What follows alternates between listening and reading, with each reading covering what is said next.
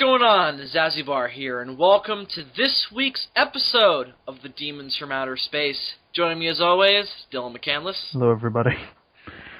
This is episode 27, I think? Yeah, 27. No, that's wrong. Wait, was episode 24 the Godzilla episode? I think it was. So this is episode 27. Yeah, because we came back on 25, that's right. I remember now. Right. So... Dylan agrees with me. This is 27. This is episode 27 of the Demons from Outer Space. And, so Dylan, what have you been up to lately? A whole lot of nothing, Bill. Well, just lucky for you, I have something to open on. So Dylan, I recently sat down and watched the latest film from the DC animated direct-to-video universe line, which of course is Son of Batman, The Son of Batman, whatever it's called. I think it's just called Son of Batman. And it is a loose and strict, depending on what scene it is, adaptation of Grant Morrison's, the beginning of Grant Morrison's legendary Batman run, Batman and Son. And that, of course, introduced the world to the little bundle of joy we all know as Damian Wayne. And this movie is it's an adaptation of that, though it's more loose than I think. Here's the thing. Here's my By the way, have you seen it? That was the question I wanted to ask. No. You have not seen it. Okay. Have you read the book? I did read the book. You did read the book. Okay, cool. See, we'll have something to talk about. Did you like the book? I did. It's been quite a few years since I read the book, so I don't remember it all that Likewise. well. I remember the opening, because the fucking opening. Yeah, the Man-Bat ninjas versus Batman at the Pop Art Gallery. It's one of the most memorable, and Grant Morrison is great at that, just throwing you into the middle of a crazy situation and not even giving you any explanation. Though that crazy situation is given such depth that it's just fascinating. Yeah. But the basic premise is Batman and Talia al Ghul in an earlier story written by Denny O'Neil called Son of the Demon. Batman, Bruce Wayne, and those aren't two separate people. Batman, a.k.a. Bruce Wayne. It was almost as if like Batman and Bruce Wayne split up and fucked. Well... Grant Morrison would so do that, though, if he thought there was a story to tell there. The whole thing takes place in their hotel room. Well, it's not that far off. Fucking is involved. Batman goes to the headquarters of Ra's al Ghul, who's growing in age, and I believe what happens is he's he's not inclined to use the Lazarus Pits anymore because they just... the idea in the comics and in every version of Batman that uses the Lazarus Pit with Ra's al Ghul, so, for example, the Nolan films don't do this. They have it be where every time you use it, you grow more and more insane, and no matter how many times you use it, every time you get out of the pit, you just go nuts for like a couple minutes and just beat the shit out of everybody within sight, and then... you're restored to youth, and they use that. They don't really use it in Batman and Son that much. Like the Lazarus Pits aren't really mentioned that much. But in the original Denny O'Neil story, Son of the Demon, Ra's al Ghul doesn't want to use them as much anymore. He's looking for an heir to the throne of the League of Assassins. So obviously his first choice is Batman because he's had a history with his daughter, and he thinks that it would all just work out so peachy if Batman would be the next head of the League of Assassins. And what happens is there's some crime in Gotham that Batman is trying to solve, and he needs Ra's al Ghul's help, and the only way Ra's will help him is if he marries his daughter. And that happens. Bruce marries Talia in order to... I don't remember what it was. There was some conceit where he had to marry her in order to make this work. And he didn't really mind because Ra's said he changed, and Ra's agreed to Bruce's tactic of, the only way I'll work with you is if you allow me to teach your men non-lethal tactics of combat. And he was like, I guess that's fine. And there's this great scene where Roz gives this like meeting to all his he and his men have this meeting where he's like, I know I've trained you to kill. I know we see killing as the way in which we act, but this wise man is going to teach you that you don't need to kill to fight. And Batman teaches them all these like takedowns. And what happens is, of course, being married, Bruce and Talia have sex. You know, I didn't think that would be a big mystery. What? You mean the conception of Damian Wayne is not immaculate? And what happens is this not the son of Bat God? Am I not the son of Batman?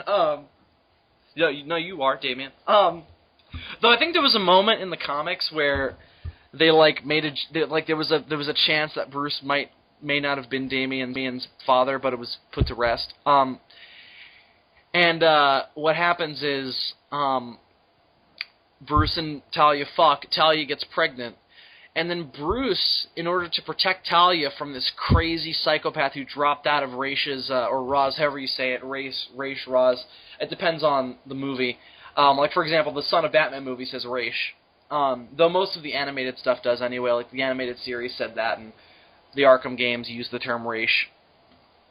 Yeah, I don't know, it just never had a good ring to me. Yeah, I don't know what the deal is. My first exposure to Ra's al Ghul was Batman Begins. So when I saw Batman TAS and I saw that, when I heard Raish, I was like, well, they're saying it wrong. And then I found out that there are multiple ways to say that name. Who the fuck is Raish? Yeah. See, TAS was actually my first exposure to it, but then when I would read the comics, I would pronounce it Roz in my head. Yeah, you read Roz. I would read Roz in my head, so I always that's just the way I prefer it. And then they used that in Batman Begins, and I was like, okay, I'm down with this. Do you remember that episode of Batman Beyond where Talia pops up again, and she offers Bruce the Lazarus Pit, and Terry calls him Ra's al Ghul, and she goes, no, Terry, his name was Raish, not Roz. I'm like, that's so fucking funny. It's like the animated people being like, fuck you! Fuck you, and this is before the Nolan movies, but it was just like, fuck you people who say it Roz, it's Raish, you motherfucker! It's Raish, you moron! Yeah. And, what happened was, what happened was Batman started acting all weird and actually started almost killing people to protect his unborn child and to protect Talia. Okay, so you're there for a second I was like, wait, is he still talking about the episode of Batman Beyond? No, I was still talking about the Son of the Demon story. Have you read the Son of the Demon story? Yeah. Okay. So I don't know why I'm summarizing it for you then, but whatever, just for the audience. Summarizing it for the audience, and as I said, it has been a while. Yeah. So, Batman goes a little crazy, and I'm actually looking for the book right now, so that way I could just reference. So Batman has a Christian Bale moment. Yeah. Yes, he does, and he just freaks out and just almost kills a lot of people. You're an assassin? Oh, good for you. Oh, good for you! Do I go around almost killing other people's children? No! Yeah, I can't find it. Fuck it. Batman almost kills somebody, and Talia just goes, this is not the man I wanted to marry. And I think that what's probably the most problematic aspect of that book is that why the fuck would Talia care if he's going to kill somebody if she wants to get him to that point? Because the problem with Batman in her eyes, the only flaw he has is that he does refuse to kill. So why would it be her dad's the leader of the freaking League of Assassins. I think maybe the idea, and see, the thing is, I want to reread it now because they might explain it, and I'm just not thinking of it. But I think that more of the reason is she's scaring him, that he's getting so attached that he's not the man she fell in love with. Because I think maybe part of the charm of Bruce was that he was this unattainable he was this unattainable person, that she loved him, but she could never really be with him because she had so much loyalty to her father. That's what a lot of those stories are about, is Bruce really being in love with her and she being in love with him, but he can't be with her and she can't be with him because of their ties to their morals and her ties to her father. Though there have been stories where she's gone against Roz and joined up with Bruce, but they always end with her going back to her father. Stories where she goes against Raish and starts calling him Roz. Yeah, she really just fucks with him. Just fucking with his head. And he's just like, it is not Roz, it is Raish. Okay, Roz. Fuck you, bitch! Raish is gonna slap a bitch! Because I imagine he just announces everything he's gonna do with that epic-ass voice he has, whether it be Liam Neeson or David Warner. That impression you just did sounded kind of like your Skeletor voice, though. I feel, excuse me, I'm going to kill Batman. And then after I kill Batman, I'm going to kill He-Man. And the entire time I will not... Master, why would you want to kill He-Man? Who doesn't want to kill He-Man? That's all we villains know, is the death of He-Man. But I will not call Batman Batman. I will call him Detective the entire time. Just to be clever, because he is the world's greatest detective. Yeah, we know. Does everybody know that? Yes, Master, we knew that. Good! Just making it clear. We know Raish, he's the world's greatest detective. You're damn right! Speak up! Say it loud and proud! He's the world's greatest detective. That's right! Clearly, Raish. That's right, minion number 3. Clearly, Raish Al Ghul never watched Sherlock. Yeah. Oh, that's interesting. Who do you think is the better detective, Sherlock Holmes or Batman? I think on the grounds of pure, automatic deductive skill, Sherlock wins. But I don't know. The problem with Batman is there's so many times where they just drop the whole detective thing and write him as a vigilante that... Yeah, most of the films don't even get into the detective thing. I'm really hoping that, and it's going to be weird because he's going to be fighting a superpowered, he's going to be fighting Superman. So it's going to be weird that, or he'll be teaming up with Superman at the end. I hope they include the detective thing in Ben Affleck's version, but it's kind of unlikely given the version that what he's going to be doing. I just hope he doesn't. Because usually when Batman's fighting, like in Dark Knight Returns, he's said to be the world's greatest detective. I just hope Ben Affleck doesn't do some stupid voice, like freaking. I don't like to look at them apples, Superman. What are we gonna do? Oh, I don't like the look of them apples, Superman. What are we gonna do? Batman? Yeah. Oh, they need to do that. I want to hear Batman use that voice in that movie. I don't know, man. I think I would have to give the title to Sherlock just because they're always boasting that Batman's the world's greatest detective, but nobody ever bothers to write him that way. Well, in the movies, in TAS, he's very detective. He does a great job in TAS, typing things into his computer and getting answers. Fuck you. Well, is Sherlock any different though? I mean, I think his capacity for retaining information is that's even not true because Batman is always good at pulling out a random fact and just giving it. Well, I think the thing is that Batman, Sherlock, the way Stephen Moffat has this, and I think we're both talking mainly about Benedict Cumberbatch as Sherlock. Yeah. I'm not referring in any way, shape, or form to Robert Downey Jr. Well, even then, he's written as this super genius too. But my problem with his Sherlock Holmes is that he's a little bit too similar to Iron Man. Though I suppose Really? if you listen, well, I just think that part of that is that that's who Robert Downey Jr. is as a person, so that's just going to leak into his performance. If you watch any Robert Downey Jr. movie, that Tony Stark sarcasm is always there. That's what makes the casting in the first Iron Man movie so perfect. Yeah. I just think that. I think it's just because that those two franchises are running simultaneously, or at least they were. From what I've heard, I don't think we're going to get another Iron Man movie, at least with Robert Downey Jr.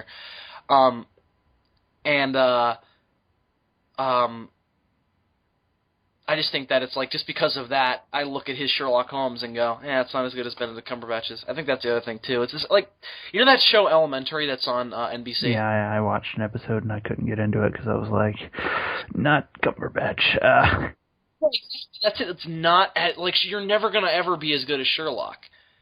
So, you just can't do it anymore. Like, I think here's the problem. There is so much Sherlock Holmes stuff on right now that we're not going to be... They have to wait until Sherlock is done and not forgotten, but, like, in the past before they do another, like, modern update or even just do another version. Like, to me, the only version of Holmes you can get away with now without being compared to Sherlock is if you do it in the past. And I think that's kind of helped the Downey Jr. movies. I mean, my problem with those movies is not that I compare them to Sherlock. In fact, it's more that I compare them to Iron Man. So... That, and I just don't think their plots are... I haven't seen the second one, but based on the first movie, and maybe the second one's leaps and bounds better, but I didn't like the first movie because I thought that the plot was too simple. Yeah. And the problem with that movie is, like, the mystery is so unbelievable that it just seems like they're making the mystery so impossible just so that and so ridiculous that only Sherlock Holmes could solve it. Which I feel like is sometimes the case with Batman as well, but there's a little bit of a difference because Batman is a superhero and Sherlock Holmes is just a dude. Yeah, and with Sherlock, though, after you've watched so much of it, there comes a time when you can start formulating theories based on the cases and get it right every so often. Yeah, or just I'm watching House right now, obviously. So go ahead, Dylan. I'm sorry. Partially right because some of it is ridiculous. Points where I'm like, really? But the same thing, I'm watching House right now, and House is a very, very loud and proud Sherlock-inspired, not Sherlock the show, but Sherlock Holmes-inspired show. I mean, that's why his name is House. It's Holmes, you know what I mean? Mm-hmm. David Shore, who created House, is a big Sherlock Holmes fanatic. And, I mean, it's nuts, like, how many references there are to it and how similar of a character House is to Sherlock Holmes. I think he's even more of an asshole than Sherlock Holmes is. Let me ask you this question, because I didn't realize this until, like, yesterday. Did you know that the guy... there's two creators of the show. There's Stephen Moffat, and there's the other guy who... And Mark Gatiss, yeah, he plays I had no idea, man, until I'm watching because they put season 3 of Sherlock on Netflix, but they also put the 3, like... the specials on there, and I'm watching and I'm like, wait, that's fucking Mycroft, man. Yeah, exactly. Yeah, I did know that. He also played, he's a big Doctor Who writer as well, and he played that dude on the Lazarus Experiment. Speaking of Lazarus Pits. Lazarus? Yes. Now I know why he looked so familiar. Yeah. He's a good writer. Also very funny. I follow him on Twitter. He's very funny. There's a great bit of deception in that first episode, too, because it kind of makes you... The first time you watch it, you think he's going to be Moriarty until, like, the end. Yeah, that's great. That was great, yeah. I thought the same thing.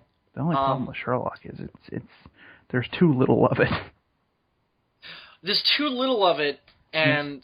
Well, I mean, the other thing is each episode is basically a movie. I know, but they do 3 episodes a season, and the seasons are like every 2 years. Yeah, now the next one's probably going to be closer.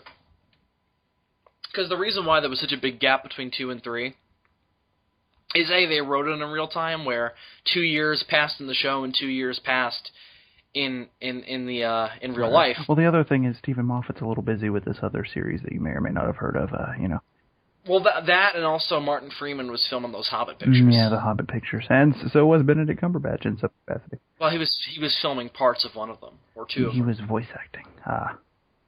And punching out Captain Kirk in Star Trek. Although, really, honestly, everybody was all like, "Ooh, Benedict Cumberbatch is going to be Smaug," and when you watch the movie, you can tell it's him, but they've got so much electronic filtering going on in his voice, they could have gotten anybody.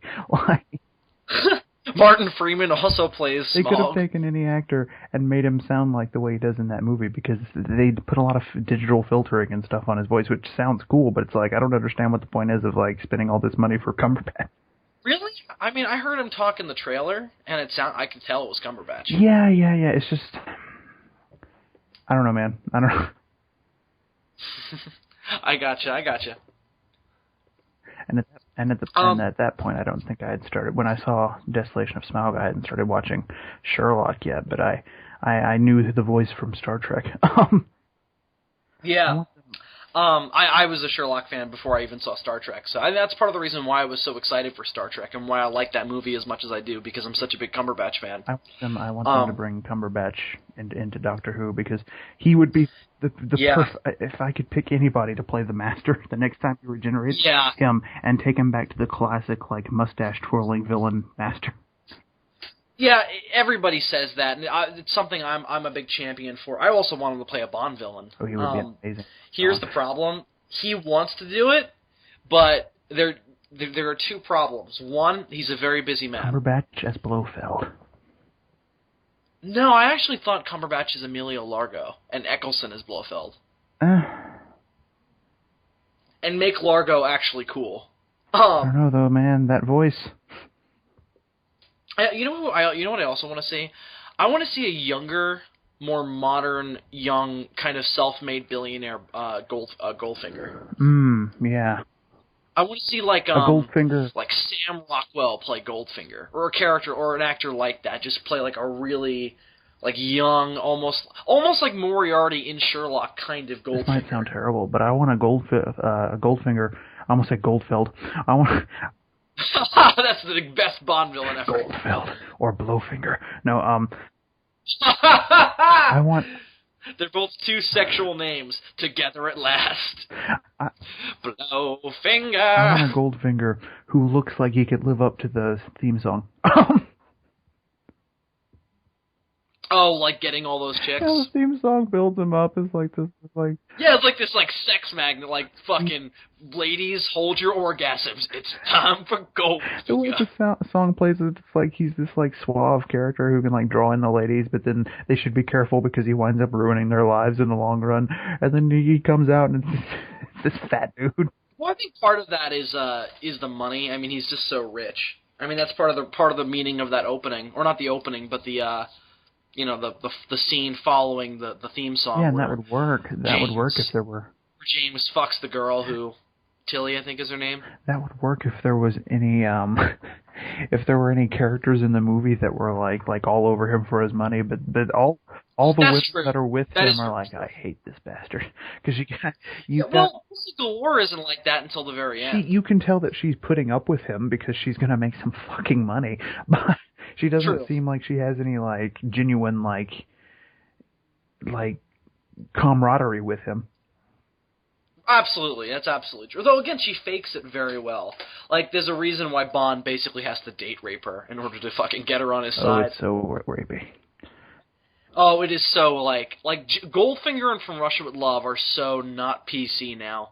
Like, I can never watch those movies. If, like, you gotta love... In a parallel universe where this is possible, if I had a girlfriend, I could never watch those movies with a girl I was interested in, because it just showed that, like, I would just be so afraid that she would look at that and think that I'm, like, not promoting it, but, like, I'm okay with that. Like, the protagonist is beating up a woman and slapping her ass and, like... Clearly the Bond film you watch with a love interest is the bath scene from You Only Live Twice. That too. I'm like, this I'm okay with. This I endorse. She looks at the screen and she gets this look of disgust. You look at her like, yeah, getting any ideas? Nah. Bunch of Asian women? Bathroom? You gotta love the 60s. Oh, I love the 60s. Now, if you're gonna watch a Bond movie with a girl, fucking... You gotta watch either Casino Royale or GoldenEye. Like one of the Martin Campbell Bond movies, because that's like you're either promoting the woman is going to be able to like be one of the linchpins in how Bond defeats the villain, or I'm going to cry over you when you try to kill yourself. I think the female character in The Spy Who Loved Me is pretty strong. She is awesome. She is so fucking awesome. Like just that moment where you realize, because you don't know it. Well, you do know, but they don't know that. The Russian guy Bond kills in the opening of the movie is her fiance or her husband. Yeah. And then they end up having to team up, and she realizes it, and I think she tries to kill him. If I'm not she mistaken. does at first. Yeah, Oh, I love But that movie. That's such the a good movie. circumstances of dealing with Stromberg forced them to work together, and then at the end, of course, James Bond is keeping the British end up. And then he attempts re-entry in the next movie. Thanks for attempting re-entry, sir. I got so pissed off the other day because I was watching some game show, and they were like, which one of these Bond quotes? And they list all these quotes that James actually said, and then the last one they list is, I think he's attempting re-entry, sir. And I'm like, that was not James Bond's line. That was Q, you fucks! Desmond Llewellyn said that line, thank you very much.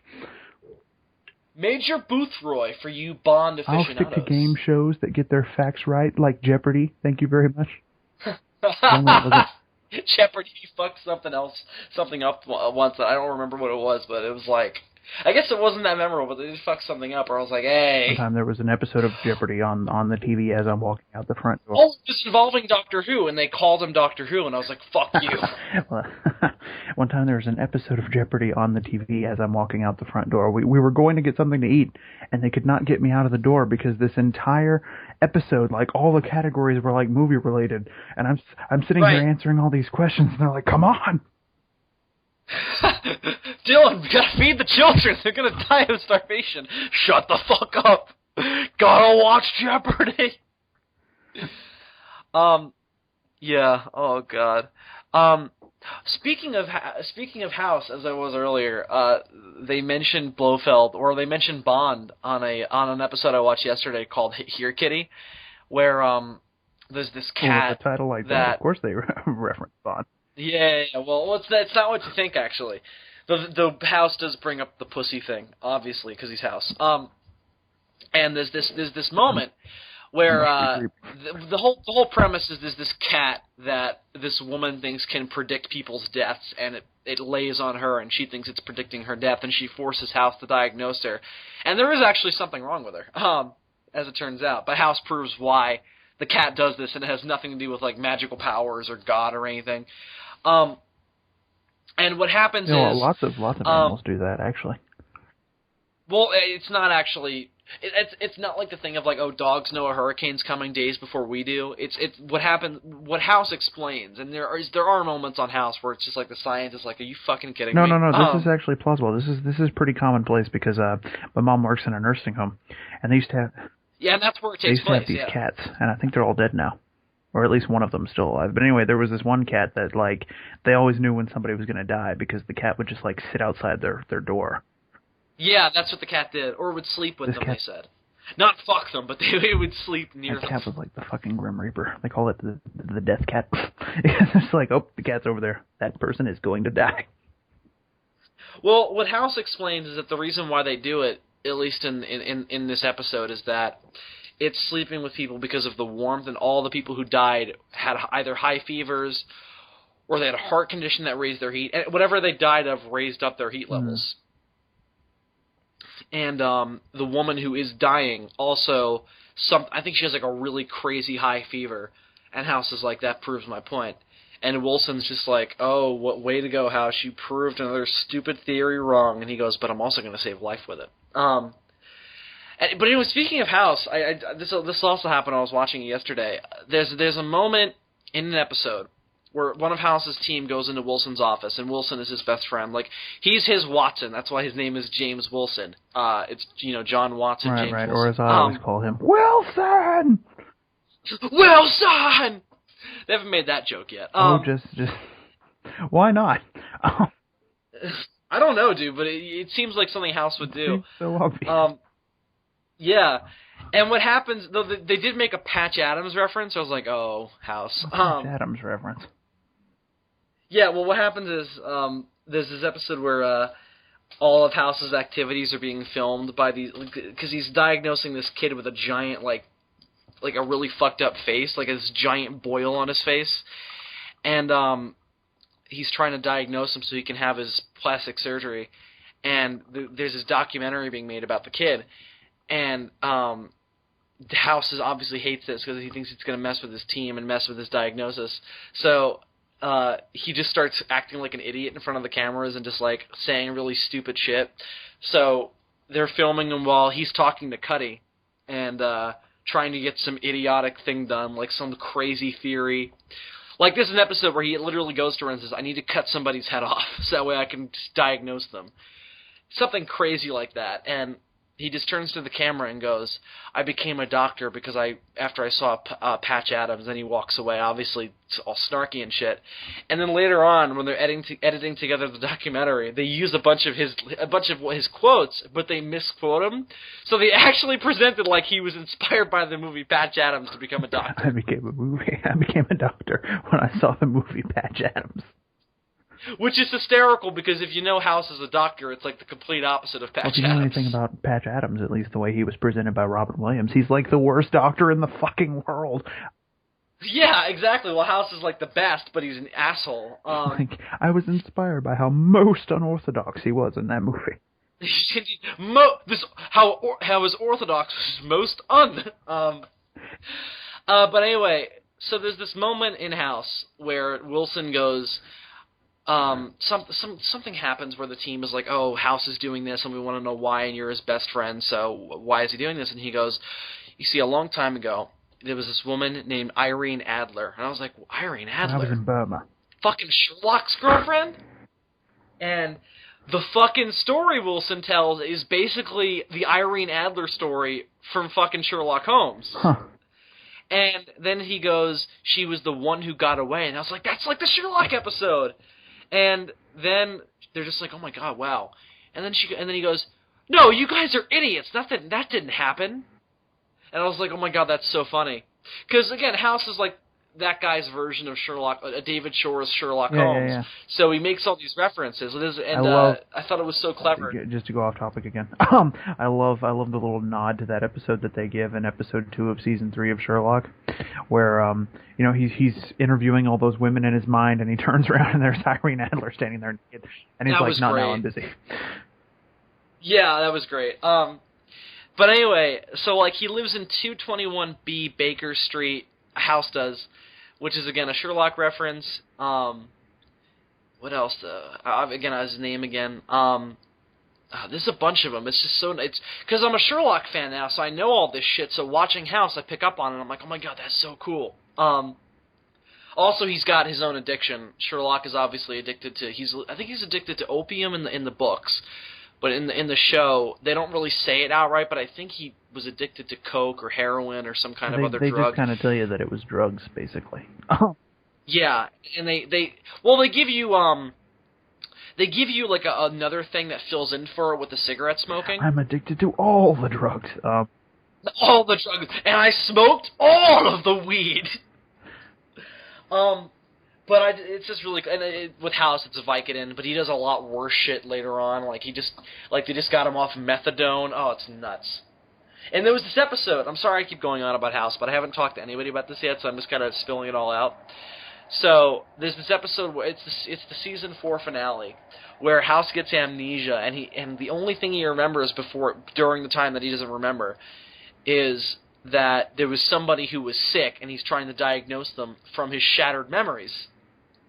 And in order to enhance his memory, because he can't remember, he gets everybody on the bus and puts them all in the same spots, so that way he can try and recreate it. And he's trying to access these memories that he doesn't actually remember. So he takes Alzheimer medication to enhance his brain activity, but he takes like half the bottle. And right when somebody finds out and is just like, "Are you a fucking idiot? You could have a heart attack with that." And he's like, "Relax, I'm not going to have it." And then he has a heart attack. Awesome. And he gets knocked out. But while he's blacked out, while he's having the heart attack, he pieces it together and solves the case. So when he wakes up from the heart attack, he jumps immediately back into it. And not into the heart attack, but into working and trying to solve the case. And everybody's like, "You just had a fucking heart attack!" And he goes, "But I'm trying to diagnose somebody." He's like, "But they're just like, House, are you an idiot?" Oh, it was great. You need to watch House. I've seen some of House. You need to watch more of it. It's great. It's just, if you like Sherlock, you're gonna love House, because there's a lot more of it. Yeah. And it's like the same level of clever writing, and it's the same level. But the thing is, like, every episode of Sherlock is amazing. The worst part about there being so little Sherlock and it taking so long to come out is the freaking cliffhangers at the end of the season. Oh God, especially season 2 and 3, or all of them, seasons 1, 2, and 3. but season 3 is the worst because I can't go find 4 somewhere on the internet. It hasn't come out yet. It hasn't even been written yet. Jesus Christ. We might as well talk about this since this is something you just saw, and I rewatched part of it recently. Wait. Before we go those... on a Sherlock tangent, should you maybe finish your thoughts about Son of Batman? Did I not finish that? I never even got to it, did I? Fuck me. We started having a conversation about who's a better detective, and then we went into Sherlock, and then we went into House. Oh, God. Alright, so let me finish this up. So the point I think I was making, if I remember our train of conversation correctly, is that at the end of Son of the Demon, Talia actually, like, she fakes having a miscarriage, so that way Bruce will go away and stop acting crazy, and she'll save his life and her own, she thinks. And she does it out of love. And she actually has the kid, but gives it up for adoption. This was later retconned, because we find in Batman and Son that she has raised Damian as this psychopath and this brat and this future ruler, and she dumps him on Batman and has him deal with him. Yeah. At some point, doesn't Ra's al Ghul try to like come back to life by like killing Damian or something? Like, isn't there some sort of... Oh, that was later on. That was during Morrison's Batman and Robin run, which is amazing. You should read it. When I read it back in the day, I skipped from Son of Batman to that. That's literally the next thing I remember. Oh, you didn't read R.I.P. and Battle for the Cowl? So. That's the next thing I remember is... Battle for the Cowl is okay. See, I skipped it originally, but then I went back and read R.I.P. and Battle for the Cowl. See, the problem with R.I.P. is that it's supposed to be the death of Batman, but it's not. Wait. It's not, because he dies in Final Crisis. Or he doesn't even die, he gets sent back through time. Completely fail at what you set out to do, guys.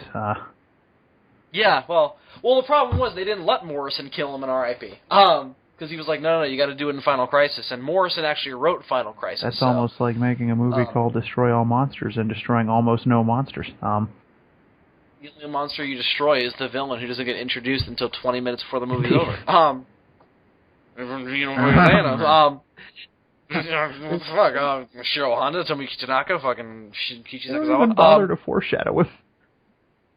No, he just shows up, and there's a fucking fight, like, there's a phoenix monster that isn't actually a monster, it's just a spaceship on fire. It's like, what the fuck, guys?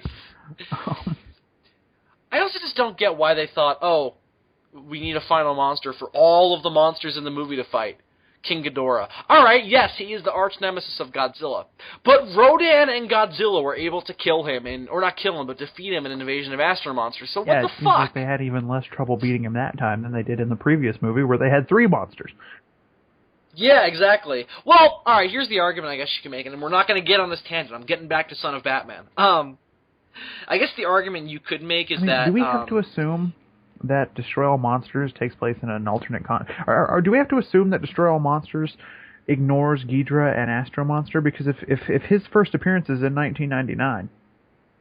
No, it's not, because they recognize him immediately. Well, that happens all the time. Yeah, but it's very clear a monster that will show up and the Japanese people are just like, oh, it's insert name here, run! No, they're pretty clear about the continuity. Well, no, because it's like... Destroy All Monsters, then. Here's my theory. So Godzilla, Mothra, and Rodan don't kill Ghidra in Ghidra the Three-Headed Monster. He just flies away. In Astro Monster, again, they don't kill him. He falls into the ocean and then flies off into space. And everybody thinks that Godzilla and Rodan are dead. Now, really, Godzilla got locked in a cave somewhere and was woken up by Akira Takarada and a bunch of other fucks on that island. I remember correctly, in Gigan, which, yes, was made like 10 years later, but is technically a prequel, as is all of Showa. He flies away in that, too, if I'm not mistaken. Yeah, well, what happens is Gigan flies away first, but he does get away. They don't kill him. They don't kill either of them in that movie. He turns his ass around. Yeah, well, that's part of the characterization of Gigan in that in his movies, is that he's always been shown as being a little bit of a coward, or backstabbing. Like he abandons Megalon too. But anyway, here's my theory. So, in Ghidra... Oh, I just said my theory. I'm sorry. So my theory is that they didn't kill him. They were only able to deter him. Right. So, in Destroy All Monsters, with more monsters, they were actually able to kill him. I guess that makes sense. So Yeah, well, it makes about as much sense as Showa Godzilla can make sense. Right. So Son of Batman. Yeah, Son of Batman. So here's my little mini spiel. It's fine. It's fun. It's entertaining. It's just cool. It's cool to see a Batman story that I never thought would get animated, and animated fairly well. So although I still, those new 52 designs. Nightwing looks great, but God, Batman's suit. I don't know why, but I don't understand why Batman has to have a chin guard. Did they do the movie in the new 52 designs? Wasn't the book in the normal designs? Well, it was pre-52. So why? Because now DC has... Why they do this? You know why? Because they're pretending that all of their animated movies are in the same continuity. DC. And here's how they're able to justify George this. Lucas on Flashpoint, just like it was in the comics, has now restarted the universe. What they just recently did in X-Men Days of Future Past. With DC. But there's a difference. Days of Future Past was taking a flawed movie series and making it more like the better comic books. This is taking better comic books and making them more like the crappy comic books. Pretty much. And again, it's hysterical because Batman and Son was pre-52, so they're adapting a pre-52 story in the new 52. And really the only thing it affects is their designs. And I guess that, in that way, this is a sequel to Justice League War, which I did not watch because I didn't like the book it's based on, so I'm probably going to like the movie even less. What if this is the chance? What if this is the one time where that's not true, though? What if this is the time where the movie makes you go, wow, that's much better than the book? I saw clips. I doubt that that's what's going on. I don't like the way they wrote Superman, just like the same way I don't like the way they wrote Superman in the comics. What was I saying, though? Okay. But, in that same way, I'm not an enormous fan of Batman and Son. I think it's good. I don't think it's amazing. So, in that way, I thought, there's a chance for improvement here. They could take this good but flawed Morrison story and make it awesome by setting it in its own continuity, not have to worry about setting up anything. Just do the story of Batman finding out he has a son. That's all you have to do. But no. Do they keep that literal, in literal terms, batshit crazy opening with? No. No, they don't. They changed that, but the plot's the same. Why would you not use that? It's still. Well, here's what happens. Of man-bats, if that's the correct terminology. Well, they still do the Man-Bat army, but attacking it's an art gallery with comic panels all over the walls. It's the greatest thing in the history of the world. That might have been an exaggeration. No, it is pretty great though. No, but it's what they do is they do that plot, but they do it in a way where they didn't have to do that plot. So they made Here's the plot what I mean. Irrelevant? Yes, they absolutely did. Now, in that way, it is the main, it's the main villain plot, but they do it so uncreatively and so unnecessarily. Because it's in this unnecessary, Deus Ex Machina to give Deathstroke, who they make the villain instead of Talia, something to do, and that way he can have some kind of crazy take over the world plot. Instead of just having it where he takes over the League of Assassins and then just uses the League of Assassins, no, they've got to be Man-Bat monsters. And it's just, then they have to throw in what's his name? The guy who created the Man-Bat army. Langstrom? Dr. Langstrom, Kirk Langstrom. I couldn't remember his last name. I knew his first name was Kirk.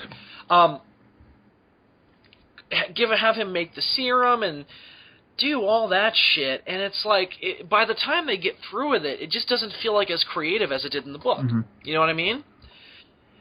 And I feel like they should... Honestly, here's my overarching thoughts on Son of Batman. Fun movie, but they didn't keep enough of what I liked about the book and kept in too much of what I didn't like about the book. They retained the book story in the wrong places. So they took the weaker elements as opposed to the stronger elements. And they changed those. To me, there's not enough focus on Bruce Wayne and Damian Wayne as father and son. And on Batman realizing as a kid is just totally blown over. Yeah, it that is should kind be of in the focus of the freaking story. Yeah, well, and here's the thing, they do it in the book too, but you know who's there to bring up that point? Tim Drake. Guess who they cut out of the movie? Oh, wonderful. They cut out Tim Drake. Now, to why? be fair, they give all of Tim's character flaws to Dick, and have him bring up the whole thing of, or have Damian bring up the whole thing of, I'm his blood son, you're just a bastard adopted son. And they do the same thing with Dick. The problem with that is that Dick shouldn't feel that way. No. Because he's not still with Bruce. He's moved on. This is while he's Nightwing. He shouldn't give a shit. Yeah, Dick is not the kind of character who would give a fuck. Tim would, because Tim spent more time with Bruce as Robin, but also, more than that, Tim is actually being adopted by Bruce. Tim is, still a kid, so that sort of thing would get to him. Yeah, well, that's more of it. I didn't mean that Tim Drake was Robin longer than Dick, though I think that actually might be the case, at least in fiction canon. What I mean more is that while Damian is brought up, Tim Drake is still Robin. Like, I'm the real kid, you're just an adopted kid. That's the kind of thing that gets to a kid. That's the kind of put down that would make Tim, feel bad about himself. Dick would just be like, fuck you, kid. Yeah, Dick is like not 25, he's like 20, maybe 21, 21. I imagine Nightwing, whenever they use him, as being like in his early 20s, and Bruce is in like his early 40s. He's too old for this shit. He don't care. Yeah, he doesn't give a fuck. And I can see how that would definitely... Like, I get that would definitely play into what Dick is going through. But I still feel like they didn't use the right character. And the other thing is, it's more interesting with Tim, because while this is going on, there are adoption papers going through for Bruce to actually adopt Tim. Because Tim's father got killed recently. Because he's the only Robin who actually had a parent that he was living with while he was Robin. He's the only Robin that's the case for. And I mean, Damian doesn't count because Bruce Wayne is his father. So, they used the wrong character. And Dick was in Batman. I think he was in Batman and Son, or he was obviously a big part of it because Damian became his Robin. If I remember correctly, he does have appearances. Yeah, and the part of that. Well, what happened? Here's why it bothers me so much. It doesn't make as much sense as it does with Tim, because Dick isn't Robin currently and hasn't been Robin for many years. Also, in the comics, Dick becomes Damian's pseudo father figure because Bruce is gone, and becomes Batman to his Robin. That's my problem. And Damian respected Dick almost more than Bruce. He put up less of a fuss with Dick than he did with Bruce. That was my problem with it. And in this, it's like, he treats him like it's a kid, you know what I mean? It bothers me. And I just feel like that was a major misstep. And then the Man-Bat plot is just not good. We could really fuck something up, guys. It's not bad, though. That's why it pisses me off so much, because it's still watchable. Way to take something that was so cool. Yeah, and then just fuck it up. Oh, that Bruce, the fact that Bruce is a father being downplayed, and also how much they fucked up the Man-Bat thing, really was, like, those two flaws really almost kind of killed it. What makes it entertaining is, you know what they also fuck up? Deathstroke. They make Deathstroke the villain, which he wasn't in the book. But you know what's fucked up? Deathstroke? They do his origin, Dylan. Deathstroke's origin? Yeah. Why? So, according to the movie, the movie doesn't open with with the Man-Bat thing. You know what it opens with? Raish's death. And in the book, that they didn't have to do that because Raish died in the book, in the comics, like in real time. So they didn't have to cover that. So in the movie, they have to do that, which that was fine. I didn't mind that they were going to kill off Raish in the movie. I kind of would have preferred if they would have done it in flashback and opened on Batman. And have them do the whole, like, have the reveal of Damian existing be to the audience as it is to Bruce. Mm-hmm. I thought that was a misstep as well. But here's the thing. Here's the mess of the whole matter. So Deathstroke kills Raish and tries to kill Talia and Damian, but he fails. Now, he's not calling himself Deathstroke at this point. He's calling himself Slade Wilson, and he's not wearing the Deathstroke costume. And guess what he also doesn't have, Dylan? An eye patch. So they don't go the whole... Oh, they go the full 9 yards, sir. Damian throws a sword at him and takes out his eye. And that's where he gets the eye patch from. Deathstroke is a character who has been established for fucking years. Yeah, and more than that, in the movie, he's old as shit. He's almost as old as he's older than Bruce is. And Bruce has been Batman for decades. He is supposed to be the antagonist of the Teen Titans before Dick becomes Nightwing. It makes no fucking sense. And more than that, then there's a scene. What's a good example? An I'm the Scarecrow scene, or I'm Dr. Ock. He becomes his new persona in the movie. So he takes Kirk Langstrom's family hostage, which is fine. They do that in the comic too. And there's a moment where they're like, "Who are you?" And he goes, "You can just call me Deathstroke," and he pulls the mask down. Huh. And I'm like, why are they doing Deathstroke's origin? Wouldn't it make more sense if he was like this old fallout of Ra's? I don't mind that he was taught under Ra's al Ghul. That makes perfect sense to me. I think that's not his origin in the comics, but it makes perfect sense. It's kind of doing the same thing as they did in Begins, where Ra's teaches Bruce. It works fine. I've always preferred a Deathstroke whose origins are left a bit more mysterious. Like Joker. He is the Joker of the Teen Titans. Yeah, and in a different way, though, because the Joker, because they're such different villains, their origins being mysterious. Oh, no, I'm just saying that he's it has a different effect, because with the Joker, it's like, the reason his origin being mysterious is so cool is because it makes you wonder, how did he get so fucked up? With Deathstroke, it's just like... Yeah. With Deathstroke, it's like, he's just you don't need an origin for Deathstroke. He's just a really good assassin. He's such an awesome... How do you fuck it up? And he's also not that awesome because they just really fucked up Deathstroke, and that really bummed me out because I'm not a big Deathstroke fan, but I do like Deathstroke. He's such a good villain. He is a good villain. I just why are you it also it just takes time away from what's important with Bruce being Damian's father, and the fact that Batman now has a son to deal with when he's Batman, a notorious loner. Now has a kid, and I'm like, why do we need to do Deathstroke's origin in the middle of all this? It's unnecessary. I haven't even watched this movie yet, but it's already killed it for me. It's worth seeing. If nothing else, the action's great. There's some great moments. Damian has done very well. He's done just as whiny and bitchy as he ought to be. So he's done perfectly. I don't care. I would trade every ounce of Damian's blood for a better rendition of Deathstroke. Yeah, they didn't even have to do Deathstroke, though. I think Talia is too likable, too. Here's the thing. Talia is shown to be too level-headed. Like, in the book, she's nuts. Yeah.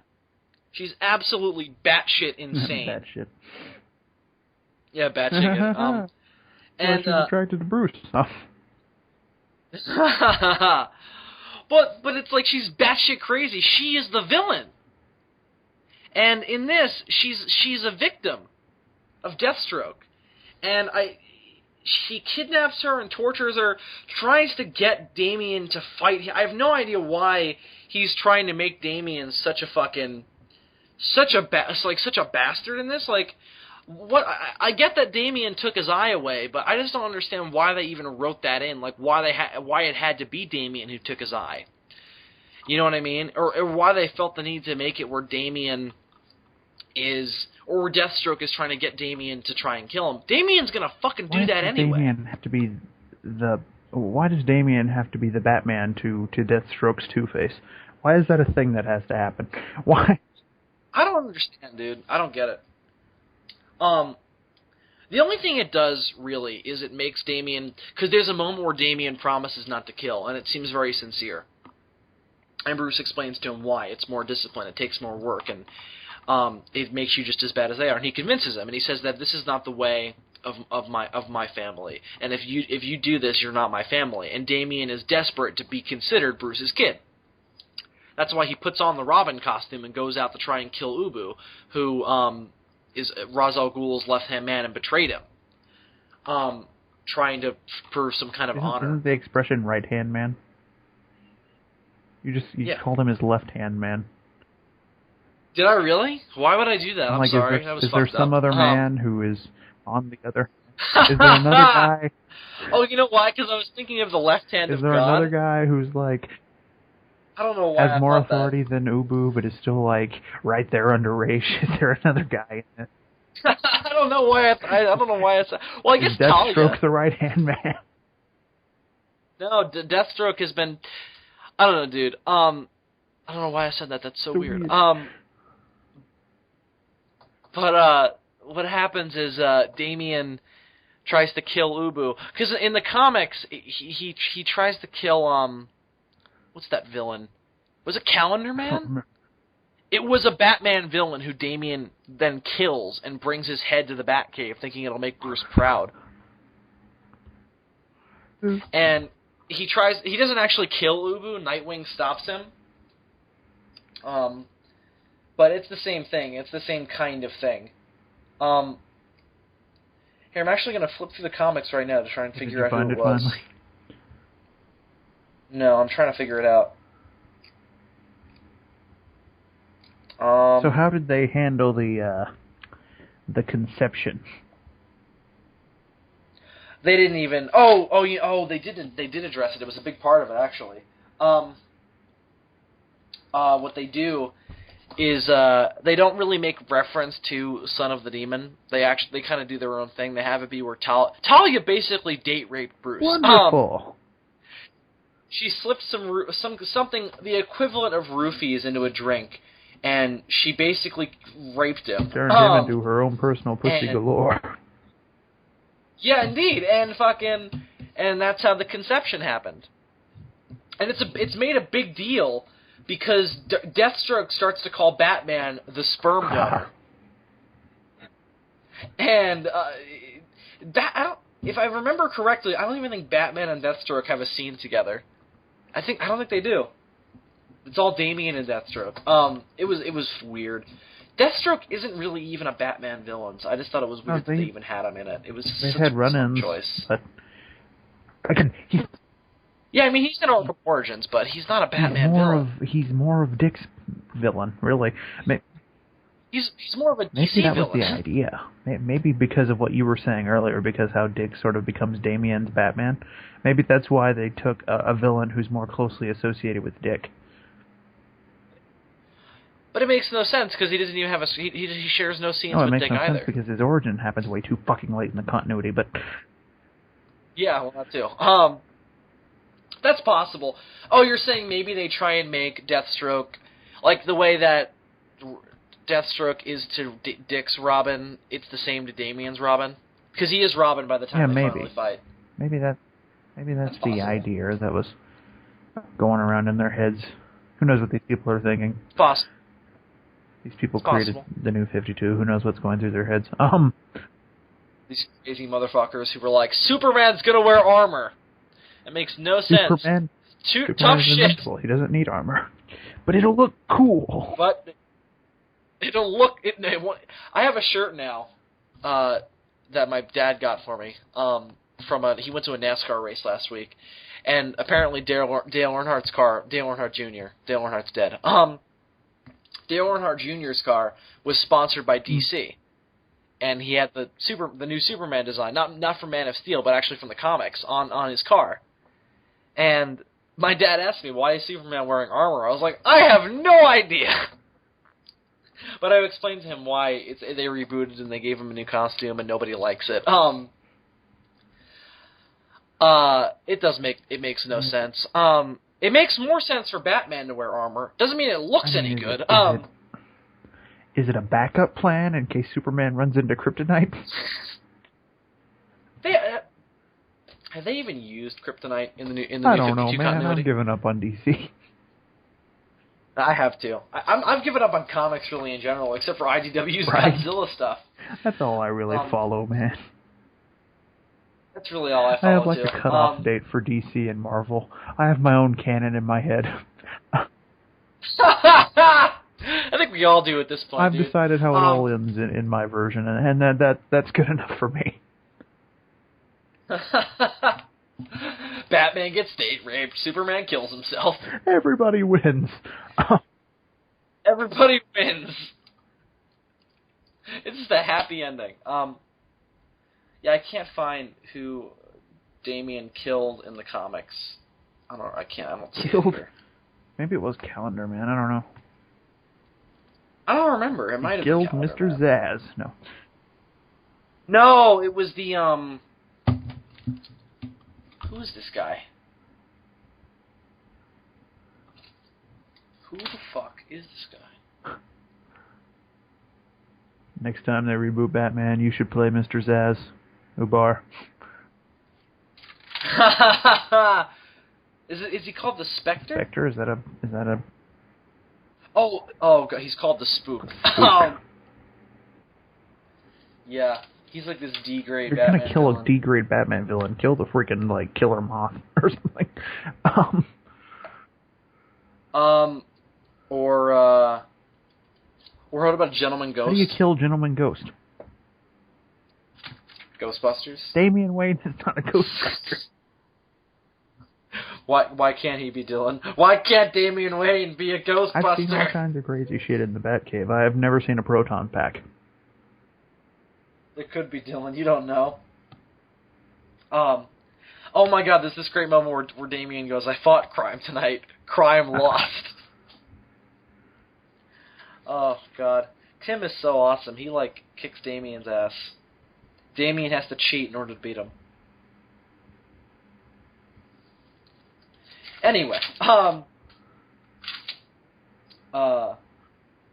also this moment where Batman swings up to the bat signal, and he sees Robin there, and he just fucking sees Damian wearing the Robin costume, and he's just like, "Where's Tim?" He's like, "He's no longer Robin, Father. I am." It's like this creepy serial killer moment.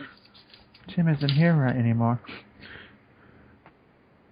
There is no Tim, Father. There is no Tim, only Zool. Ha ha ha! Oh, Zuli, you nut. Oh God. Anyway, so Son of Batman, is it worth watching? Yeah, there's one really good moment in it where they have Bruce and Damian try and go. They go to this. They go to where they think the Man-Bat headquarters is, where all the activity is coming from. And they go to this amusement park, and Bruce stops on this roller coaster, and he looks down, and he tells Damian this story about how this is where his father took him. And it's this very touching moment, and Damian just goes, "Well, tonight history repeats itself." And Bruce just has this look of, "Little fuck." So it's a very cool moment. Damian's reaction is alright. I mean, it seems very much like something he would say. But I almost would expect him to say something against Bruce's father, like he does in the comics. Like, he disowns Thomas Wayne as his grandfather. Because he looks up so much to Ra's. So I wish they would have thrown that in there. Like there's this moment at the beginning of the one part of the New 52 that I was very enthusiastic about was the Batman and Robin series where it was just Bruce and Damian being Batman and Robin, and it was all about their relationship. And there was this moment sounds like where a fucking buddy cop comedy. it is like a buddy cop comedy. There's this moment where Bruce. It's like TAS where the opening to the Batcave is through a clock. And Bruce opens up the old, sometimes it's a staircase, sometimes it's an elevator, but it's always behind that damn clock thing. Sometimes it's a bookcase, sometimes behind it's the bookcase. It's behind the bookcase. In Begins, it's the piano keys. I forgot about the piano keys. Or, the waterfall. The waterfall is the entrance to the cave. Like almost all continuities do the waterfall. No, the 89 did a hologram, which was stupid. He drove through a waterfall at one point. No, he drove through a hologram of the side of a mountain. So he's out there fighting crime with, like, Batman technology, but back at the Batcave, it's like frickin' Star Trek. It is like Star Trek. Well, it's hilarious, because it's like, God forbid somebody gets lost in the woods and fucking walks over to this cave wall, tries to rest up against it, and just falls into the entrance of the Batcave. Well, that's obviously the explanation for Jason Todd in this continuity. You mean Tim Drake? Tim Drake, the one that he finds just, like, in the Batcave? No, in the comics, Tim Drake actually goes to Batman and proves that Bruce Wayne is Batman, because that's how good of a detective he is. So how did he... And then convinces him to be Robin, or to become Robin, because he thinks that Batman needs a Robin, otherwise Batman gets too dark. So how did he find Todd again? Jason Todd, according to Under the Red Hood, and according to how I understood it in the comics, I didn't read Jason Todd's run. The only Robin who I've really read the run of is Jason, is Tim. Said you didn't read Jason. I've never. I've never read Dick Grayson as Robin in the comics. I've only seen him in animation. To me, Dick Grayson works best when he has the past of being Robin and is just currently Nightwing with that past. I've read a lot of older stories that Robin is in, but as far as like reading his like run, no. I just have this idealized idea in my head of what it was like. Yeah, likewise. Where Batman was all like fucking like happy and shit. Happy Batman. And then you get dark, brooding Batman when Dick leaves, and then the same thing. Jason shows up, Bruce becomes a little lighter, and then Jason dies and becomes Batman. And he makes those noises. But how I understand it in the comics, and I'm mainly going off Under the Red Hood because this is the most memorable to me, Jason is taking the hubcaps off the Batmobile. That's the one I've always heard. Apparently, though, that was a retcon because according to Wikipedia, he originally had an origin that was pretty much a carbon copy of Dick's origin. Yeah, well, in pre-Crisis, Jason Todd was kind of less interesting. Because the idea was, and the other thing is, we don't know what the fuck happened to Jason's parents. They never really get into it. There's a bunch of theories about who his mother is, but according to him, like my parents are dead to me. You're my real father, saying this to Batman.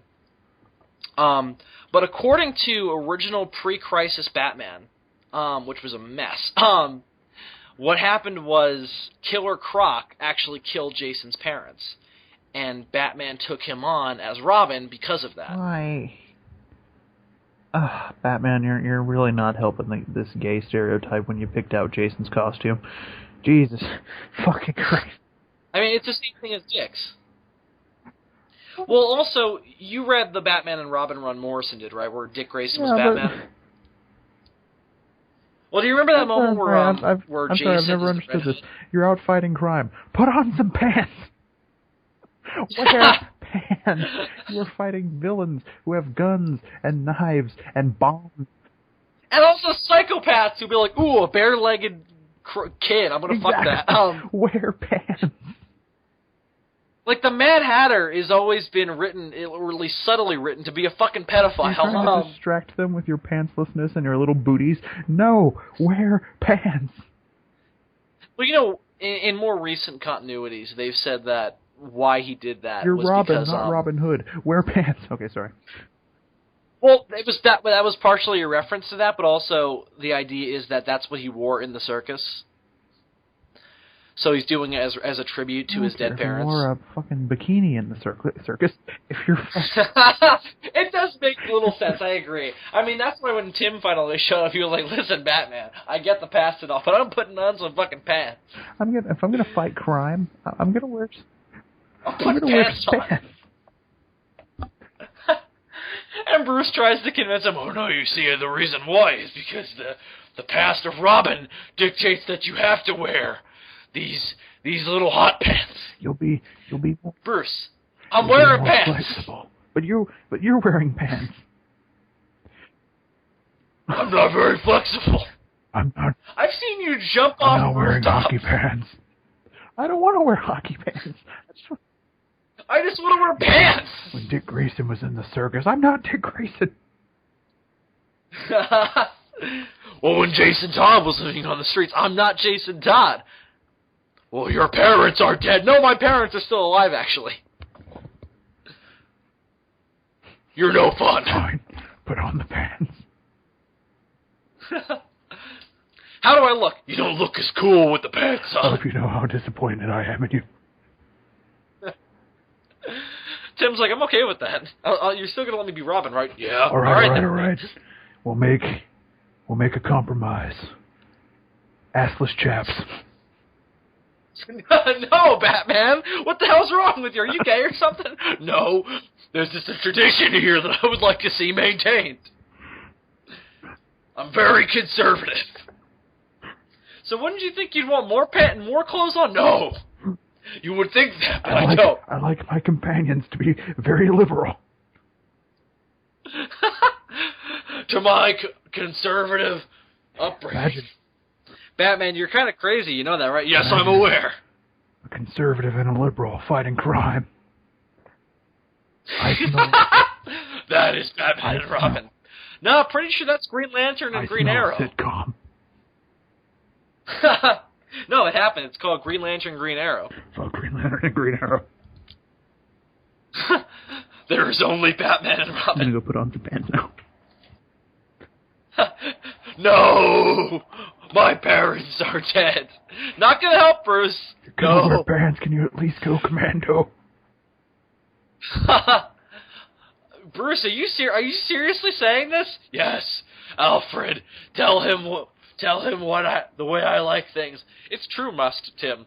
He actually makes me strut around the cave naked on Fridays. He says it's a casual Friday. Why would you do that, Alfred? Well, you see, a long time ago when I was in Burma. I was a male stripper in a brothel. Some men can't be bargained or reasoned with. Some men just want to see your dick. They want to see Dick? No, your dick, not Dick Grayson. Although he would have also liked to see Dick's dick.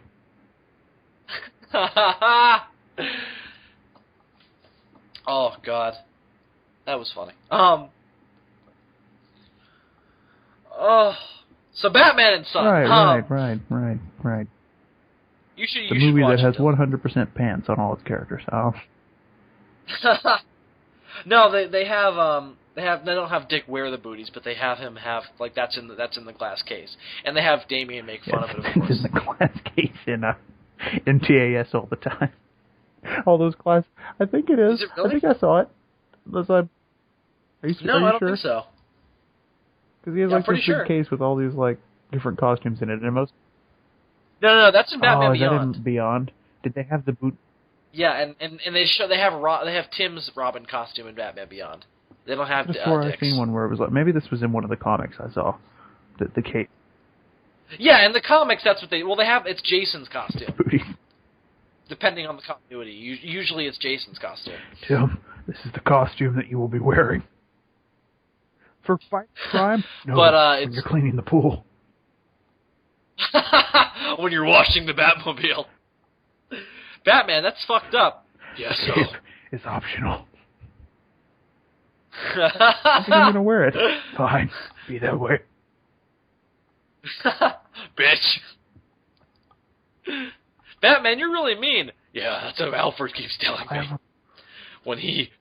When he waxes the floors, I make him wear assless chaps. I'm constantly wanting to kill all these villains, yet keeping them alive. I have a lot of pent-up aggression. So you know how I do that? How? I fuck the Joker. Oh my god! And if I can't fuck the Joker, I'll fuck you.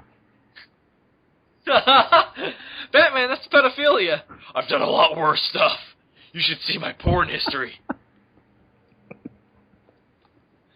Lots of clown porn. I've been with Man-Bat. It's technically bestiality. Oh, and homosexual. It's a lot of really fucked up shit. Batman, you're fucked up. I wear a bat costume. What did you expect? My parents were shot. I dress up like a giant bat and fight crime. How fucked up? How more fucked up can it get? Plus, I'm going back and retconning my old voice, even though this part of the comics would have happened way before The Dark Knight. Ooh, it's all crazy. Alfred, how long has he been fucked up like this? Well, since he came out of his mother's womb. I'll let Sam Elliott describe it to you. You see, sometimes there's a man. Sometimes there's another man. But sometimes there's a man. And then sometimes there's a man. This is not explaining anything. You see, sometimes there's a man. And at other times there's a man. But then every now and then there's a man who dresses up like a bat. Well, at least that explains that. But then other times there's Alfred, a man. this doesn't make any sense. You either keep Sam Elliott explaining it to you, or you get the Tangerine story again. Carry on, Elliott. Or you get Batman trying to get you to have sex with him. Make up your mind, Master Tim. I'll take Sam Elliott for $500, Bob. Oh. It's going to cost you $1,000, Master Tim. I'm free, and Master Bruce, he'll enjoy it. Sometimes there's a man. And sometimes. This has been derailed. It has been derailed. Should we move on to Sherlock now? Oh yeah, well, we were gonna do that too, weren't we? Fuck. Well, Dylan, I know that's what you've been that's what you've been watching. I was gonna ask you, what have you been watching lately, Dylan? Because I know we're both off school and haven't really been doing much. 2 or 3 days ago, I watched Sherlock season 3. Did you watch it in one sitting? I did. Well, I watched the first episode that morning, and then I watched the next 2 episodes that night. What did I think? It was terrible, Marty. The first episode was all right. I mean, I liked how they played around with the whole "you've been dead for 2 years" thing, like all the stuff between him. Oh, by the way, spoilers. Yeah, whatever. All the stuff of him, like. Fuck you, people! You should watch this shit. All the stuff of him, like returning from his absence and interacting with the characters again. All of that stuff is great. If I remember correctly, I wasn't too blown away by the mystery aspect in that episode. Yeah, I was not blown away with the mystery of the overarching season with Masterson. Wait, his name's not Masterson. Whatever his name is, that dude. Magnuson. That's it. I liked the rest of the stuff, but I can't even remember the details of it anymore. It's just how much of an impression. It was some kind of terrorist plot to blow up. Right, yeah. And I understand it wasn't supposed to be anything all that complicated because they had to focus on bringing Sherlock back and doing all that character stuff. And for the character stuff, it's a great episode, but it kind of lacks on the mystery aspect. Which is why agree. Yeah. See, episode 1 is my least favorite of the 3. It's mine as well. Though that moment where Sherlock goes to the restaurant where Watson and his fiancée are having dinner, that was great. And he fucks up the whole... Isn't that when John tries to propose to her? Yeah.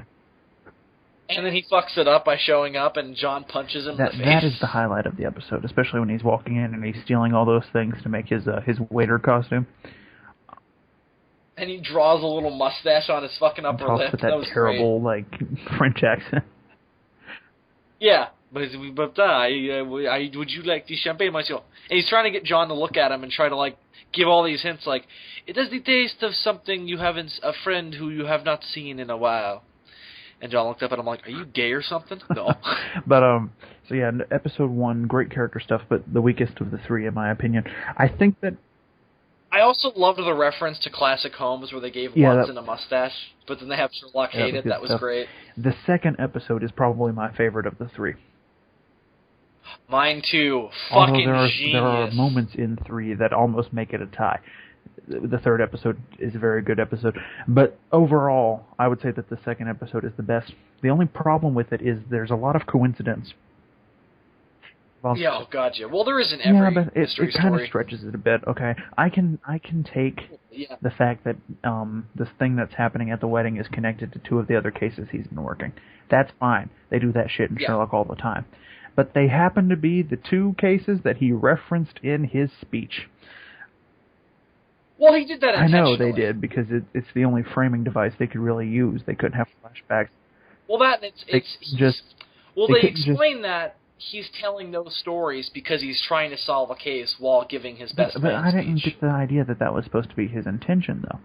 Like, that's what I got the first one, with the whole invisible knife thing, maybe, because then when he asked the audiences, like, what their opinion is, I don't know why he did that. He knew full and well that none of them would be right. But you can kind of get the feeling that was what he was trying to do with that one. Maybe one of them would say something that would stir up something in his own mind. Well, that's what, from watching a lot of House, that's why he has his team, is that he says something like, they go, why do you even have us if you're just going to call us idiots? Because your crappy ideas give me good ideas. I can believe Sherlock doing that with that case. But I didn't get that feeling at all with the other case, the case with all the women. Like, there was... I don't know. I didn't get the feeling... It didn't seem like it was connected well enough, and I get it. They would have had to come up with some other insane framing device to bring them all together into the plot. It's kind of the conceit that you have to work under. It's just the only flaw in the episode. In such a well-written show, these little flaws kind of stand out, you know. I agree. But overall, fantastic episode. But just the episode is just so much fun. Like, just seeing Sherlock Holmes at a wedding. The speech itself is fantastic. Yeah, well, it's fantastic in how bad it is. And how it seems like he's fucking it up like he always does, but then at the end he turns it around. The point I'm trying to make is that I'm an asshole. That's not the exact quote. And the whole thing is like, I'm an asshole, but this guy puts up with me. I've found a friend in this man. That, and I just love the whole thing of, like, he's trying to find a man for the girl who he should be sleeping with, to sleep with, his would-be fake girlfriend, from episode 3. How was that reveal? Holy shit. That he had a girlfriend, or the fact that was a doozy. Yeah, where she walks, where it's just like, he comes home after being suspected of being a druggie. And I wasn't sure about it, because I was like, on the one hand, I know that he's using her for some reason, but on yeah, he just, like, he's not being in a cushy little relationship. But on the other hand, Sherlock Holmes is a pretty good actor. He plays that too, yeah. He's a master of disguise, in such a way that you almost feel like maybe he is actually in a relationship. But the more you think about it, you're like, this is episode 3. They would have introduced it earlier in the season. Granted, there are only 3 episodes in the whole fucking season. But yeah, the third episode is a close second to the second episode. I really like the third episode. And just like all 3 series finales, very depressing. The reveal about Mary. Oh God, I thought Magnuson was a fine villain. I mean, I just thought he was underdeveloped. Like, he had little screen time in episodes 1 and 2. And so did Moriarty, but it's different. It's not Jim with Moriarty. They seeded him throughout the entire first season, and then he was very much present throughout the second season. And you also didn't know he was a villain in the first season until the end. You get a glimpse of him at the end of episode 1, but you don't find out who he is or that he's the villain or what he's about until episode 3.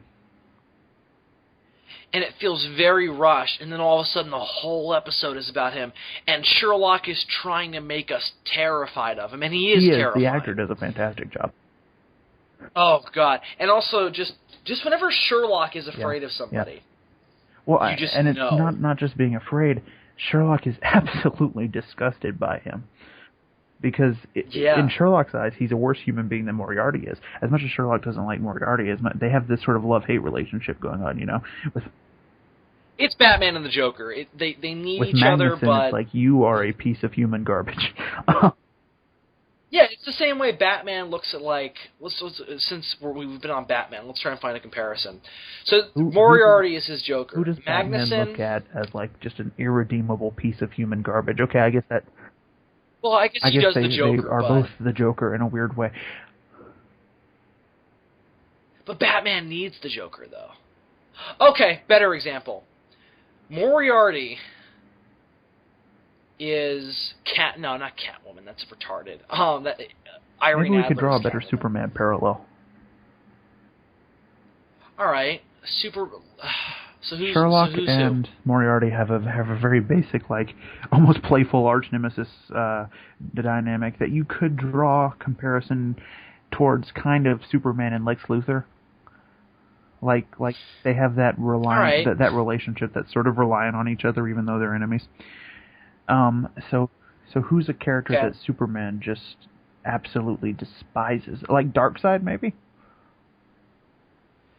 Yes, that's perfect. Darkseid. Okay. Absolutely, so that makes perfect sense. Is the dark side. Yes. I guess Magnus could almost be his Ra's al Ghul in a way. Yeah, kind of. They're similar, but just such a perversion. Well, because think about it this way. Well, I guess in a way they're both Moriarty both Moriarty and Magnuson are perversions of what Sherlock is, but you get the sense that here's the difference. Here's why Moriarty is closer to the Joker than Magnuson is. Moriarty just does it because why the There's fuck a playfulness not? to Moriarty. Yeah, while Magnuson is just this power-hungry monster. Yeah. As long as we're using Batman and Superman villains, Moriarty is more of a Joker and Lex Luthor, and Magnuson is more of a Lex Luthor, really. Yeah, I totally agree with that. Yes, I guess in terms of just Superman villains, Moriarty is Lex and Magnuson is Darkseid. To go back to what you were saying, the problem with Magnuson, the reason he doesn't have as much as an impact as he probably should, is because they don't seed him enough. They have the thing in episode 1, but they don't really allude that it's him. Because you don't even know his name until the 3rd episode. Also, the only thread connecting him is Mary, and her reveal is in the 3rd episode. Yeah, absolutely. Though that reveal, dude, fucking genius. Especially using... What I love so much about Sherlock is that they use the characters' flaws and their characterizations as part of the mystery. The sequence where Sherlock works his way through being a gunshot victim is fantastic. Oh, genius. Oh, gee. I wish I would have rewatched this now before we got on the call, because I don't remember all this in detail. I watched this so long ago. The first thing he has to figure out is which way to fall to cause damage. Yes. Oh God. And he fucking goes to And the way he figures out whether or not there's an exit wound is that if the bullet had gone all the way through, he would have heard the mirror behind him shatter. So he determines that he needs to fall backwards. Then he has to keep himself from going into shock by and he almost does go into shock and die right there, because that's the point in his mind palace where he's in the cell with Moriarty. With Moriarty, which was a great way to have Moriarty in there. And then I don't remember what the third part was. It was which way to fall, the shock, and then there was some sort of other, wasn't there? There was a third aspect to it. I don't remember. But yeah, the problem with Magnuson is that they don't, like you said, they don't develop him enough. He doesn't have enough screen, because when he's on screen in that 3rd episode, fantastic. He's so. The dude pisses on Sherlock Holmes' fireplace. The whole sequence where he's in Sherlock's apartment is so unsettling and so just creepy. He has this dead-eyed stare. Well, what Sherlock compares him to is, he says, imagine a shark, a human shark, a lifeless, dead-eyed, just slowly floating around, but it's capable of just complete destruction. Whereas Moriarty is, as I said before, the playful, chaotic villain. Magnuson is the I will fuck up your shit. But I'm not going to make that clear. I'm just going to be slowly conniving. Moriarty goes into a fucking museum, plays up 80s music and robs and just fucking gets himself arrested. Yeah, that was amazing. As he demonstrates in the sequence right before Sherlock shoots him, where he's flicking John Watson in the face, it's like, I will do whatever I want, because you know that if you don't let me do whatever I want, I will fucking destroy you. Yeah, and Sherlock is like, John, let him do it. Quote Moriarty, and then John is like, Sherlock, Moriarty, do something. He will burn the heart out of you. Yeah. Well, my favorite moment in Series 3, or one of them, is where Magnuson goes, you are a hero and you can do nothing. And Sherlock goes, clearly you don't know me that well. I'm not a hero. I'm a high-functioning sociopath, and fucking shoots the bitch. In a weird way, it's a bittersweet sort of thing, because absolutely. As awesome as it is to see Sherlock just fucking shoot him in the head, in a way, it sort of means that Magnuson won.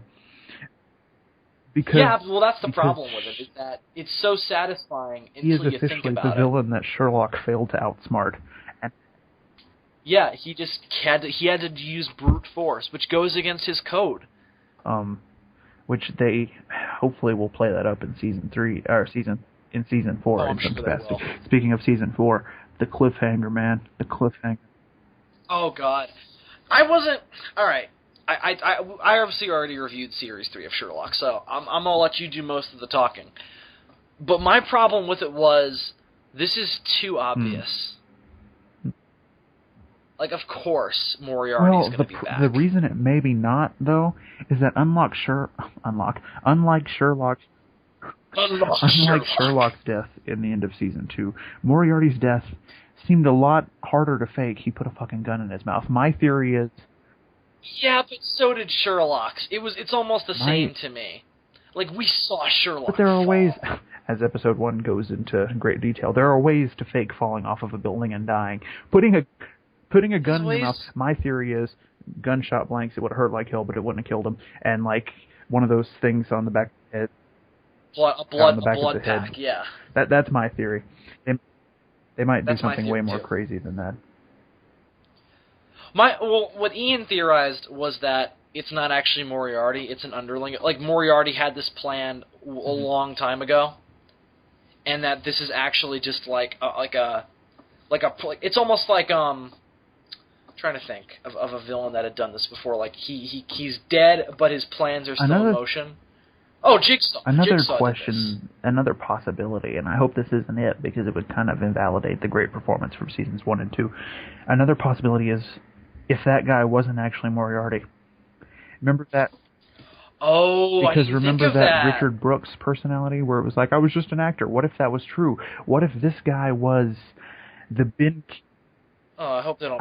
What if this guy was Ben Kingsley? Oh, and here comes Guy Pearce. Oh, I wouldn't like that at all. Fuck that. No, he's Moriarty to me. Played by Guy Pearce. Or no, what if it's Ben Kingsley? Kingsley. In that case, I might be okay with it. Or if it turns out to be like fucking Christopher Lee or something. He plays him like that dude from The Love Guru. I am Moriarty. Moriarty, Baba Ganoush. No, but that would be a really... No, Baba Ganoush. Clever, but I hope they don't do it just because the performance of the first Moriarty was so good.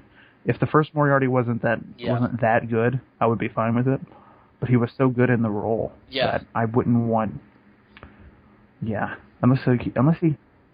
He just seemed too twisted to not actually... The only way they could pull that off is if he had, like, an identical twin, and the identical twin was the one on top of the building who shot himself in the mouth. I guess that's possible. Or it was, the idea was that it was the same thing as one of the theories posed about Sherlock, where the guy was wearing a face mask. Or like a body double with, like, plastic surgery or something. Yeah, it's possible, too. I mean, there are just so many ways they can do it. Though I actually agree with Ian. My theory is that he's not actually alive, that he's dead, and that this is just a dude. It's either a dude pretending to be him, and it's going to turn out to be another villain. Double, it has to be a body double who is as fucked up in the head as Moriarty. I think it's a... Well, what they could do is they could have it be like a terminally ill guy who for the financial security of his family, has Moriarty pay him like millions of dollars to pretend to be him and kill himself. Lines, he works out the voice. What if that is Richard Brooks? Oh, that's possible. See, this is intense speculation. It's either... I'm pretty sure none of this is true. I'm pretty sure it's either going to be what Ian theorized or it's going to be our theory about the gun with the blanks and the blood pack on the back of the head. Yeah. I still think he's dead, though. I don't know. I think that it would just be... They would be remiss to do that because they just did that in the previous season with Sherlock. I know everybody's going to be like, oh, we want Moriarty back, but I don't think so. I think he's gone. I don't know. I'm cool either way. I think they could make it work either way, but I just think that the problem with all of this goes back to why I don't think they should have used Moriarty in seasons 1 and 2. Moriarty, from the source material, is Sherlock's ultimate nemesis. If you were going to do Moriarty right, you really should have waited until the show was winding down, and you were getting towards, like, either that or you should have, like, had Moriarty get away and then come back later, because at some point, all shows have to come to an end, and assuming that they don't just get canceled and they actually have, like, a planned finale, using any other villain but Moriarty is going to come off kind of cheap, you know? Moriarty has to be... I mean, that's what it was in the original, and this is what, in the original source material, this is what Sherlock falling off the building actually comes from, is the famous waterfall sequence in the story, where Sherlock actually does fall to his death. And it's all tied to Moriarty. He is supposed to be the major Sherlock villain, and that's why I thought they used him a little too early, and I also thought that it was strange that they decided to have him shoot himself in the fucking head. That's true. Maybe they will bring him back then. There's a good reason to do that. Well, it's also possible maybe they didn't think they were going to get a Series 3, or they didn't think they could do one, because Moffat was going off to do Doctor Who. I don't know. I mean, the show... Because I think, if I'm not mistaken, was pretty much a runaway success. I mean, yeah, but maybe they didn't think it was possible. It's also a very expensive show. Yeah. Very expensive. You got to pay for Benedict Cumberbatch. The man is Smaug and Khan. Yeah, exactly. It's just like, and if I'm not mistaken, I think he's going to be in Star Wars next. He's going to be. Who could he be? Obviously a Sith Lord of some kind. So we'll see. We want a villain whose voice is just as threatening as James Earl Jones. Who we got? Khan! I imagine Ricardo Montalban is dead. Not that Khan! The other Khan! Yes! Ah, that Khan! The one who's also a dragon? Yes! And a detective! Who is this crazy person that's wandered onto our set? That's George Lucas. It's William Shatner. God! Get off our set, William Shatner. I want a part in the movie. They wouldn't put me in Star Trek, so I want to be in Star Wars. I can offer you a soundtrack by Bullet in the Bathroom. That's not even a band. That was from a podcast. Also, have you ever listened to Demons from Outer Space? No.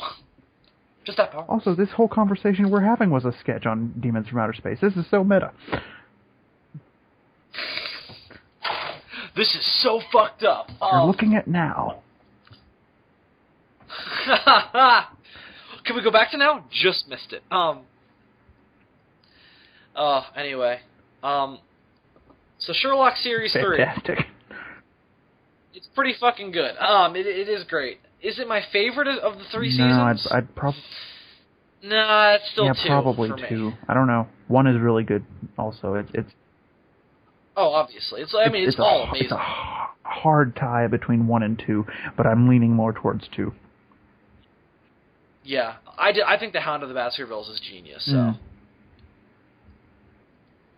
I just think all 3 are amazing. I don't know, though. I kind of felt Hound of the Baskervilles was kind of the weaker of the 3. Everybody says that. I think it's genius. It's just so intelligently done. Yeah. So I didn't like it as much as it. I also loved how when Magnuson is trying to find Sherlock's pressure points, and there's a lot of them, one of them is Hound of the Baskervilles.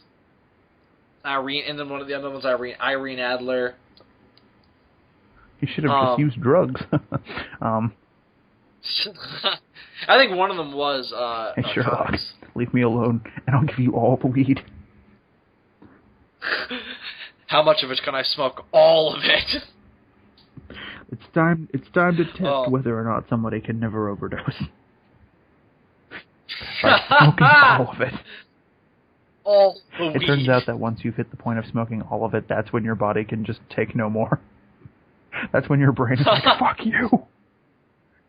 Oh yeah, because nobody's ever overdosed on marijuana, so Maybe. That's how it is. How much weed did you smoke, Timmy? All of the weed, Maybe that's Mom. what it takes. Maybe it takes all of it. All of the weed. Every last ounce of it. Every last microbe of weed must be smoked. How are you going to do that? I'm going to get a mountain of weed and just light it on fire and just sit there in the smoke. I'm going to sculpt the weed into a statue. Have you ever heard of Burning Man?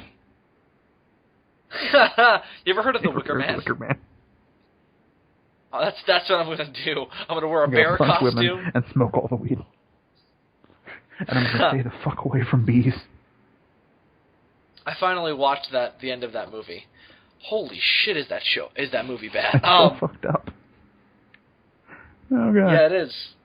No, not the bees! Not the bees! And they're these terrible CGI bees. Well, it was either terrible CGI bees or poor real bees on Nick Cage. I'm leaning more towards the real bees. You don't put bear in a cage. Put cage in a bear. You put cage in a bear.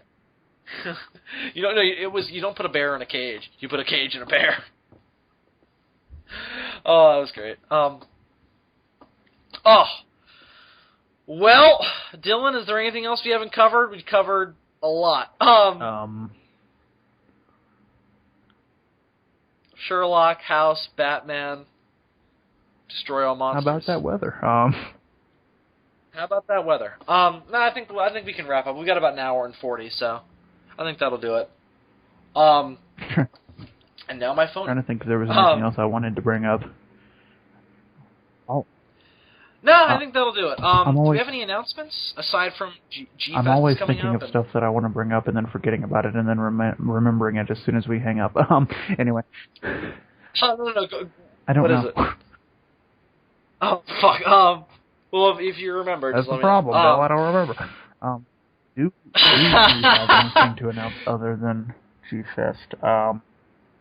G-Fest is coming up soon, though. It's closer. It's very, very close. This will be the first week in a while we've done SOS. Yeah, it's been a little bit since we've done SOS. The first post-Godzilla SOS. Indeed. And this wasn't the first post-Godzilla DFOS. That would be stupid to say. We've done two more. Yeah, we do this show a lot more often than SOS.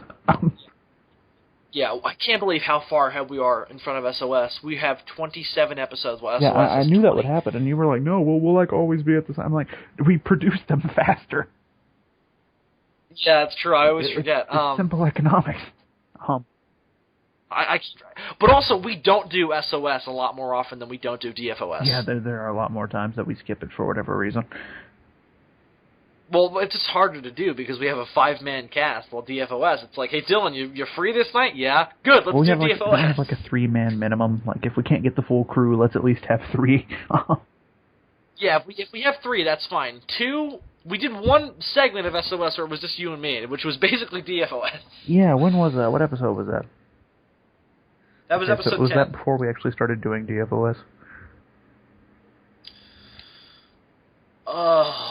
When was the Halloween extravaganza?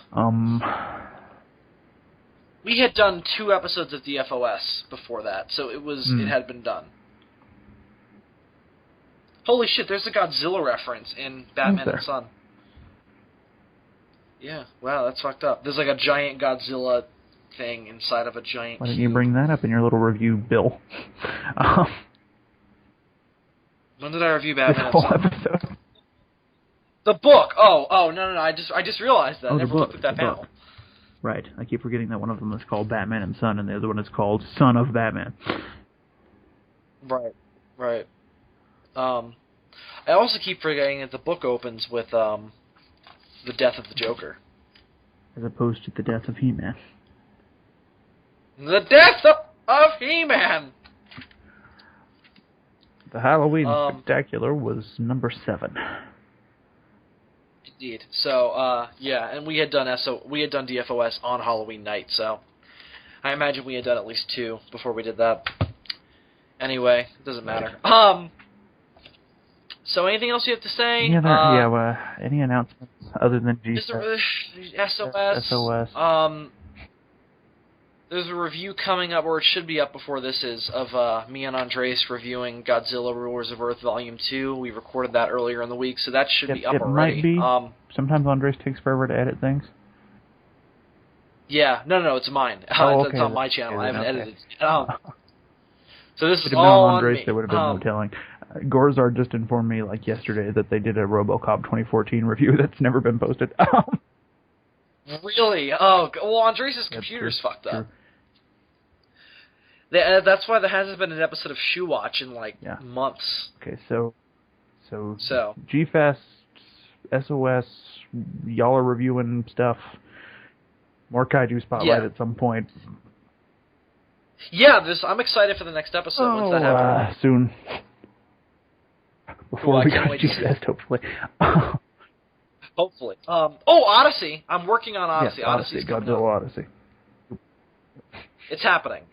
Work is being done. This one we're going to actually do, I swear to God. We're always making these plans and not following through on them. The first thing... this year you're getting G-Fest and Odyssey, people. Yeah, so you're getting the 2 for you. We're giving you something for all the shit we haven't done. Can't even finish a fucking story, but damn it, we're going to do Odyssey and G. We're going to finish that story, damn it. Anyway, kids, I think that's it. I think that's all we have to say.